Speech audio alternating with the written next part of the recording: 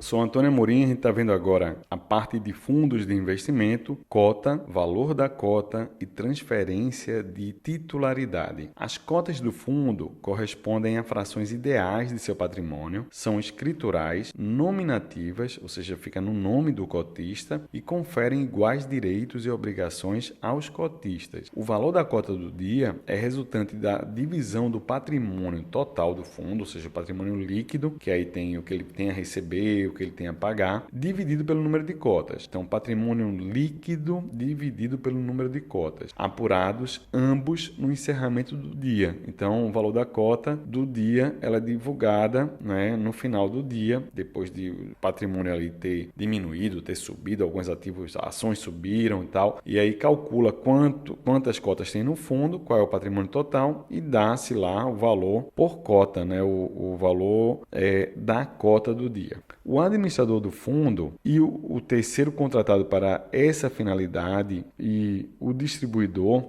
que atue por conta e ordem, são responsáveis, conforme o caso, pela inscrição do nome do titular no registro de cotistas do fundo. Vai ver ainda essa parte de conta e ordem, mas é o seguinte, você pode ter um fundo que é administrado por um banco, sei lá, o Bradesco, e distribuído por uma outra instituição, vamos dar um exemplo, a XP. E aí, quem tem o cliente, no caso, quem está distribuindo, que é a XP, ela vai ser responsável por registrar os cotistas do fundo, tá? Pela inscrição do titular no registro de cotistas do fundo. A cota do fundo aberto não pode ser objeto de cessão ou transferência, exceto no caso de decisão judicial, operações de cessão fiduciária, execução de garantia, sucessão universal, a pessoa morreu lá, dissolução de casamento. Então, tem situações específicas em que as cotas do fundo podem ser transferidas para outro cotista. De maneira geral, não podem. O que ele pode fazer é resgatar o recurso do fundo. Ele não pode transferir para uma pessoa porque ele quer. Só se for uma ordem judicial, se for uma separação, uma sucessão, né, no caso de morte, alguma coisa do tipo, tá?